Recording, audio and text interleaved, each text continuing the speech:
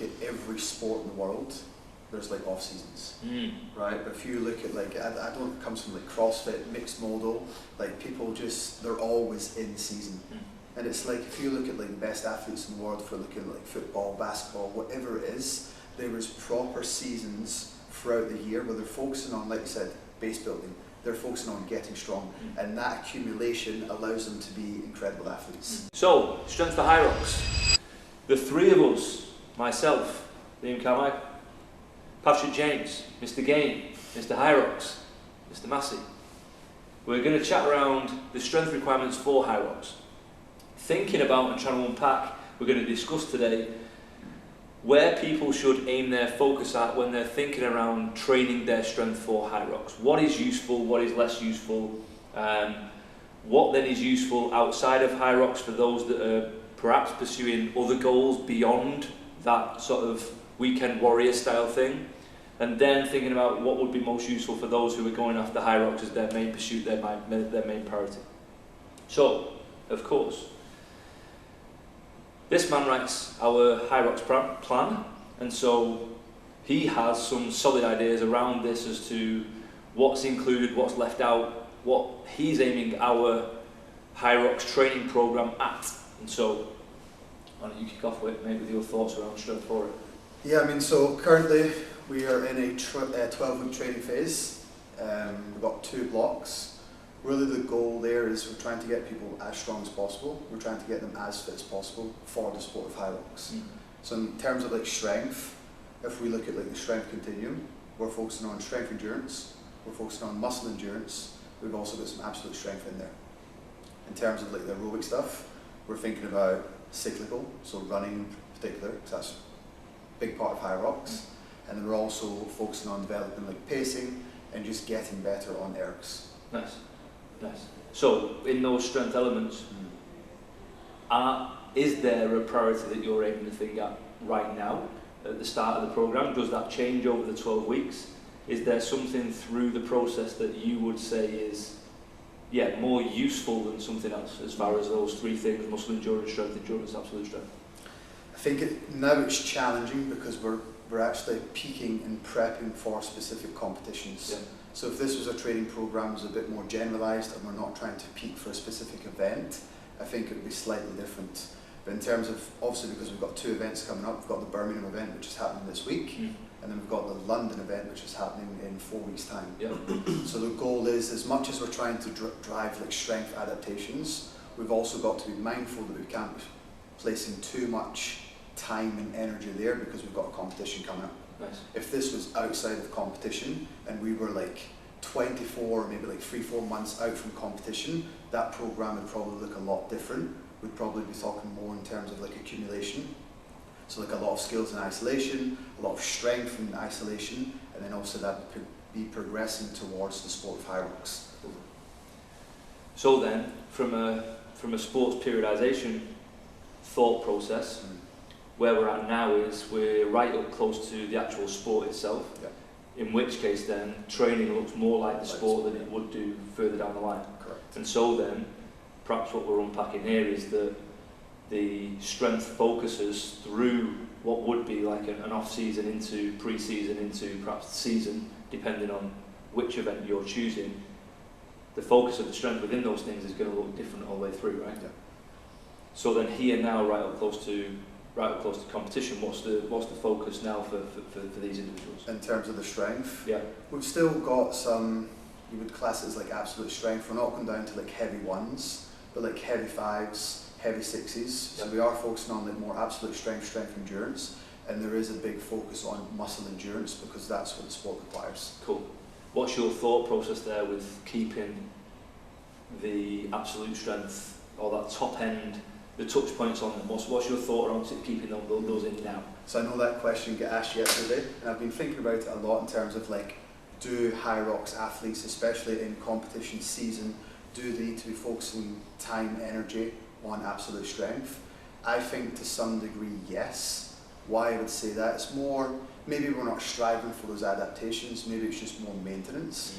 And why we're doing that is because we're trying to build robust individuals. Like, it's not so much, that we're really striving for so much adaptation within the absolute strength, but just getting that heavy touch throughout the week, I think will still be beneficial, because otherwise the training week just looks like the sport all the time. Now, if we know if we're doing 5 days of just the sport, that's when we end up injured, that's when we end up burnt out, etc. So that was my thought process behind it. Thoughts? Yeah, I think it's an interesting question that you raised to us, that this is why we're having this discussion today, because there is a requirement for people to have some level of absolute strength, endurance, muscular endurance. I think, without using that terrible term, it depends on the individual as to what they should be doing. And that's difficult to write when you have a general program. When you are writing one program with sets, reps, etc., exercises of what you're going to be working on, to be able to adhere to all of those people. What I've been thinking about is a point that you made, where the requirement for someone's absolute strength to continue to be pushed up once they're at a certain level. Now that I've been thinking about it, I would agree that I don't think that they need to be pushing absolute strength beyond a certain point. Once they get to, I don't know, we'd have to look at data and see where strength limiters are.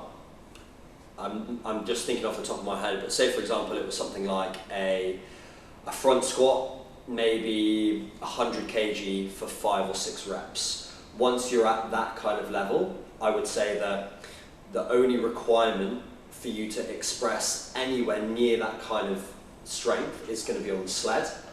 When you're lifting pro weights on the sled,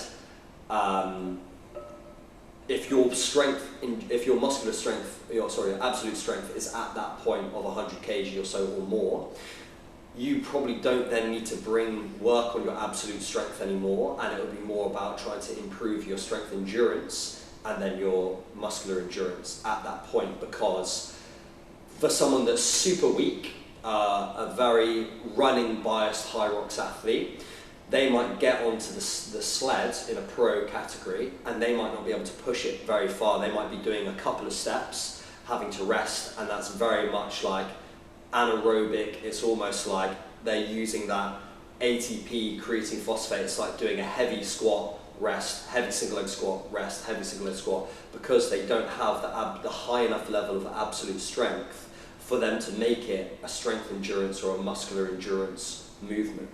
So it's like the equivalent where this kind of sport-specific periodization comes from is really CrossFit, and obviously that comes from S&C.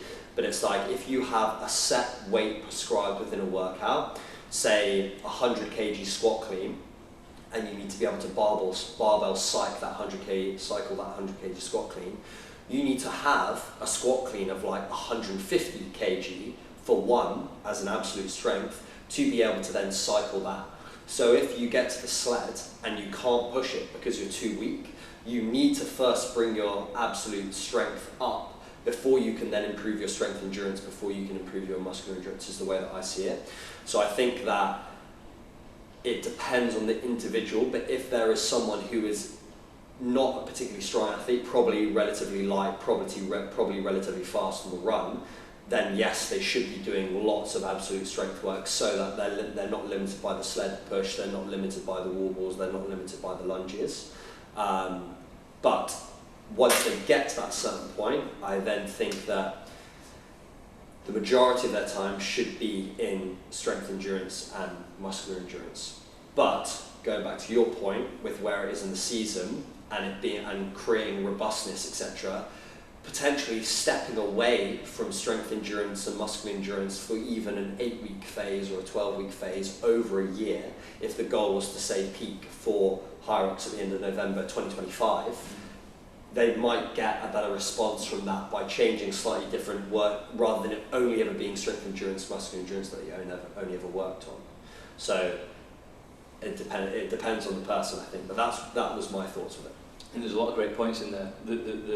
Just to speak back what you just said, so that I'm clear that I understood. What we're saying is the stronger we can get people the more potential there is for their muscle endurance and strength endurance to get closer to their absolute strength. Right? Yeah. So their potential then for capacity in those two endurance elements is increased by pushing the peak point further on. Right? Yeah.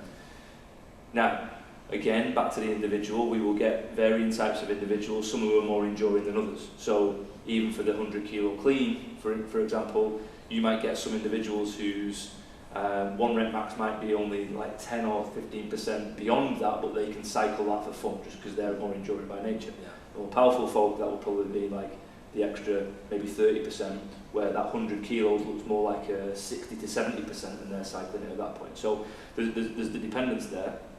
I think the other thing to think about as well is whilst it is grunt work, there is technique and skill involved in pushing the sled. So it's not just out and out strength. There will be, you know, knowing yourself, knowing what your preferred strategy is on that sled, whether, you know, how often do you stop, at what angle do you attack the thing, all that stuff. But then what sits below that, as you quite rightly point out, is the prerequisite to be able to shift the thing in the first place. Right? So yeah, there's a lot in there. I think it's really cool how you laid that out. So back to the season, if you like, and the challenge. This is the challenge that we have, because HYROX is a great opportunity for a lot of people to express themselves physically and challenge themselves. Right? It's like do a couple of hours of work and then clear off for the rest of your day. It doesn't take up the full weekend. I think it's a great in for people in this competitive fitness scenario.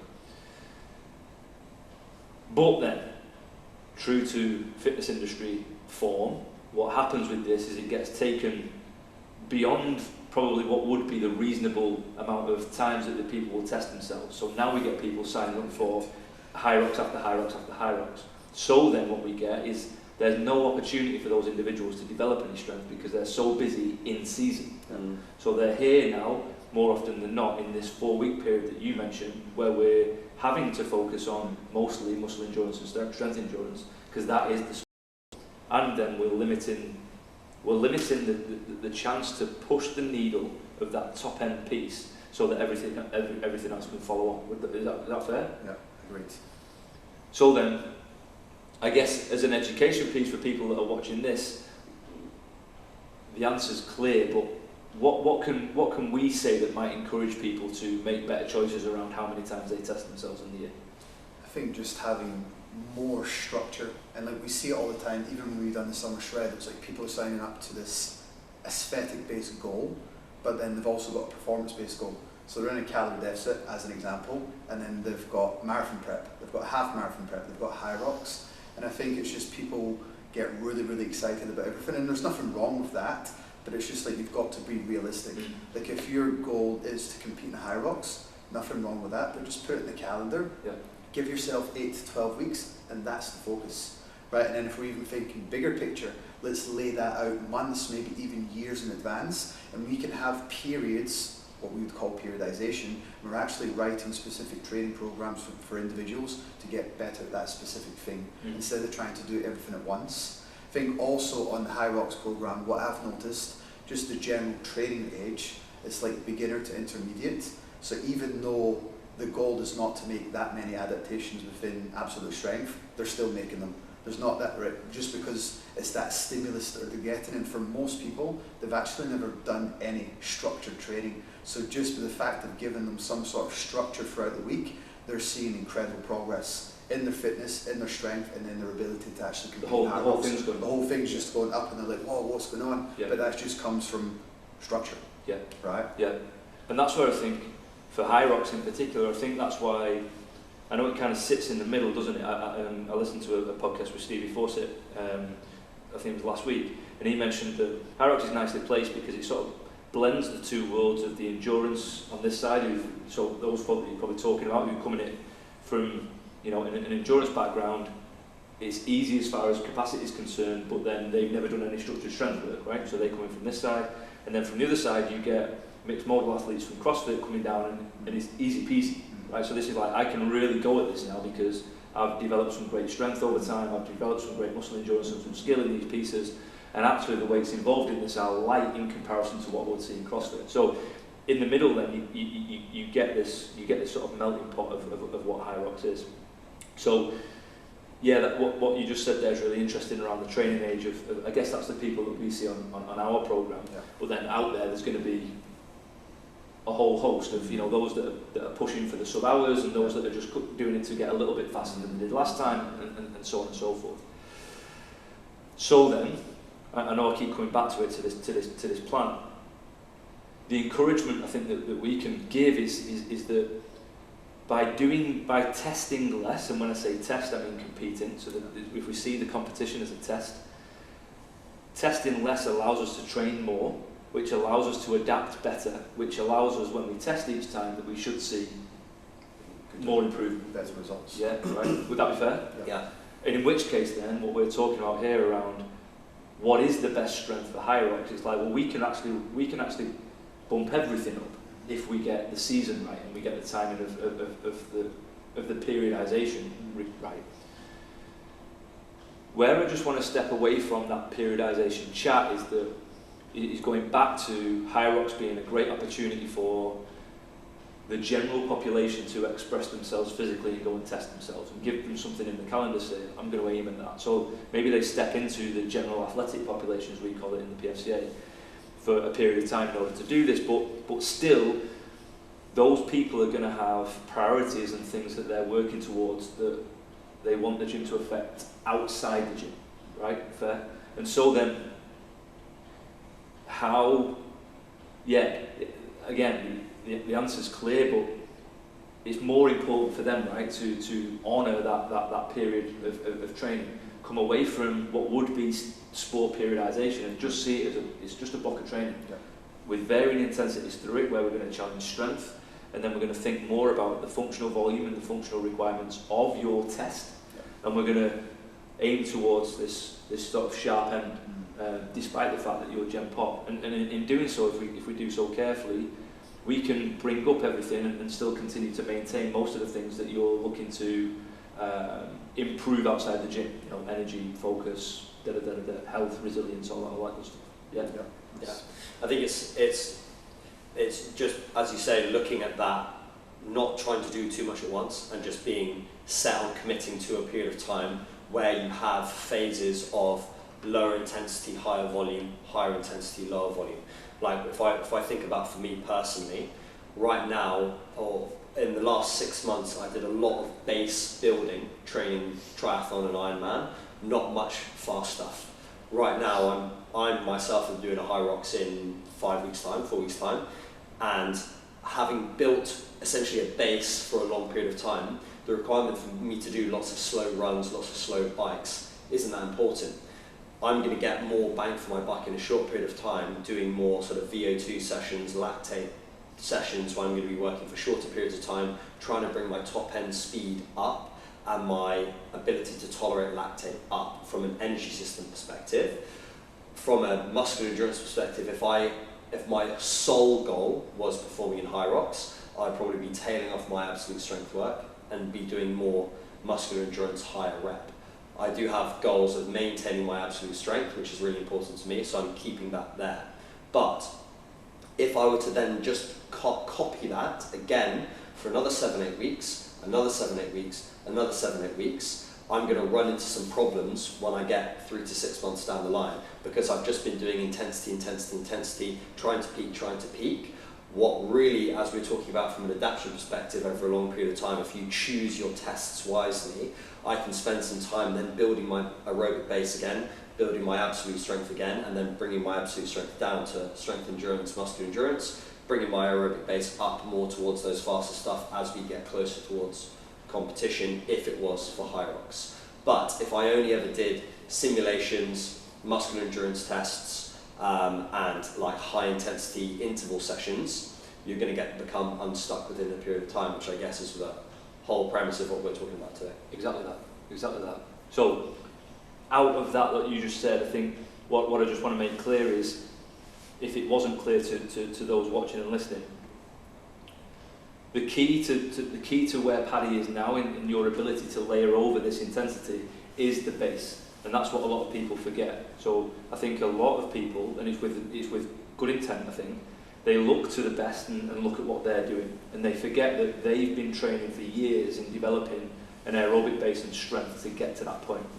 Whereas what they look at now within a specific modality, this being HYROX, it's like, what are they doing for HYROX? I'm going to copy that because that's how you get a sub-hour. It's like, no, 10 years of training prior to that allowed them to do this and get the best out of it, and that's where you're at now. You've just done an Ironman. Like, that's a significant endurance effort, and a lot of that training, as you say, was very low intensity, just going long. You know, probably the message in your mind throughout the whole thing was like, speed kills it. Like, I don't need to go fast, I need to get good at being long. And so now then, when you start to layer over that intensity, you can manage that, you can recover from it, you can adapt to it.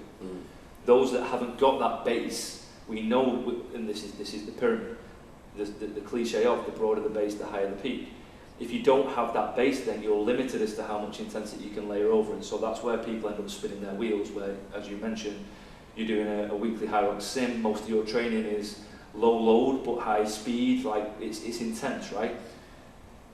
And no gains are made there. So you might shave off 2 or 3 minutes across the hour and 15 because you were faster through the transitions, or because you improved some technique on something, but not actually because you increase your strength or you improve your capacity, because you've just been testing all the way through. So it's almost like you're nicking little pieces of flukes which should really be saved for the top end when you've maxed out capacity. So it's like, this is as fit as it can be, and this is as strong as it can be for this thing.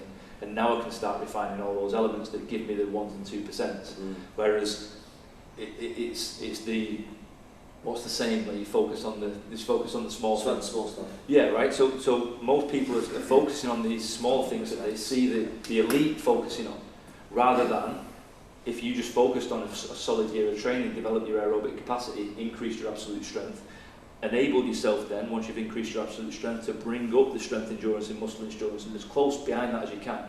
All of a sudden you pick up a 6 kilo wall ball and you're throwing it through the roof. All of a sudden you lean on the sled and it's moving. The lunges are a formality, and the whole thing feels easy, to the point where the whole thing starts to feel cyclical, which, as I believe, correct me if I'm wrong, that's how the whole thing should feel, right? Now, there are varying degrees of this depending on people's experience and all the rest of it. It's going to be heavy, it's going to be hard for some people. But in aiming at the ideal being that this is an endurance event over an hour to 90 minutes, and you're aiming for it to feel cyclical to the point where you can keep spinning around, and there's nothing within it that really sort of slows you down. In order to get to that, you need to develop that base. I also just find it really interesting that if you look at every sport in the world, there's like off seasons, right? But if you look at, like, I don't, it comes from like CrossFit, mixed modal, like people just, they're always in season. And it's like, if you look at like the best athletes in the world, if we're looking at like football, basketball, whatever it is, there is proper seasons throughout the year where they're focusing on, like you said, base building, they're focusing on getting strong, and that accumulation allows them to be incredible athletes. I think the second thing that what you said there is the whole idea around patience. Like you said, people are coming to us and like, oh, I feel like I'm not getting stronger, I feel I'm not getting faster. It's like, well, who are you comparing yourself to? Well, you're comparing yourself to the Elite 15 at HYROX. They're absolutely crushing it. And if you like you rightly said, their training for the past 15 to 20 years has been base building. You've been running for 1 year, you need to chill out. And you don't have to be using all these advanced techniques when it comes to running. You just need to spend time on your feet. You don't have to be doing pyramids, you don't have to be doing like worrying about your rest period. Like that stuff is so, like I said, it's the 1%, it's the small stuff, right? You just need to get really fit, as in like spend long time on your feet, build that base. Like, I mean, I've been running now for about a year and a bit, and I would still class myself as a beginner runner.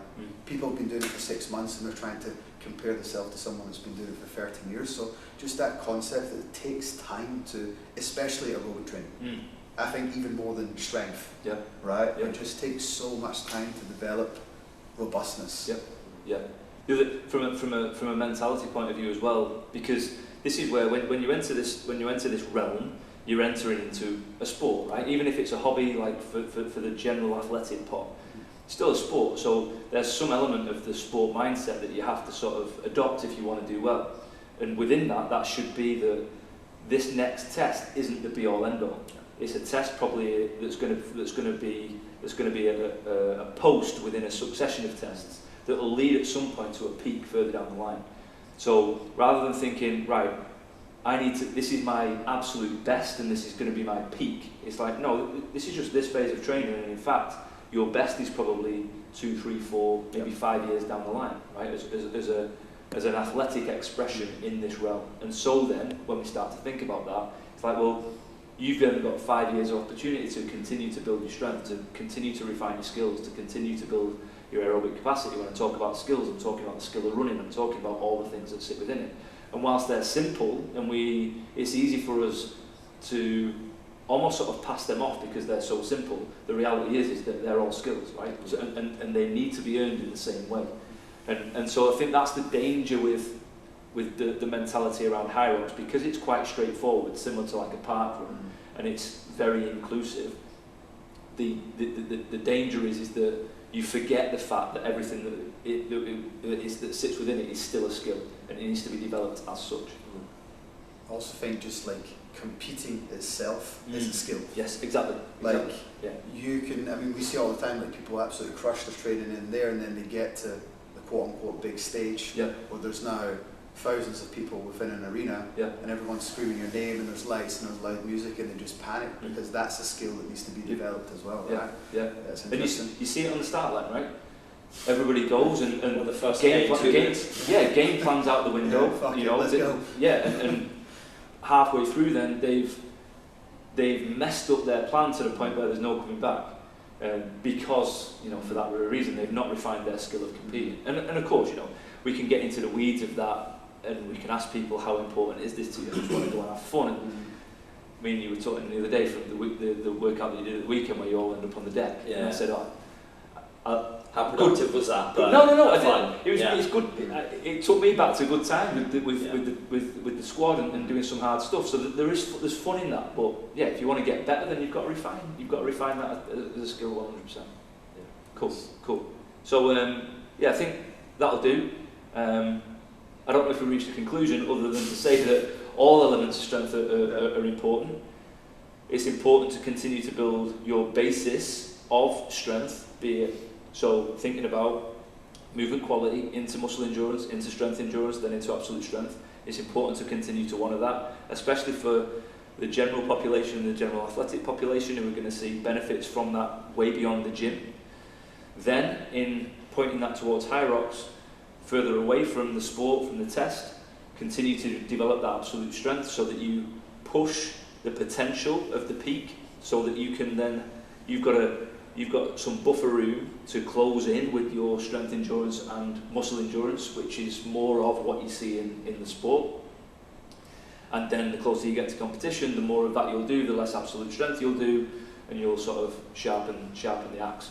And then rinse and repeat, go again. Nice. I was going to add something as well. Go on. What about, because also if we look at the strength continuum, right?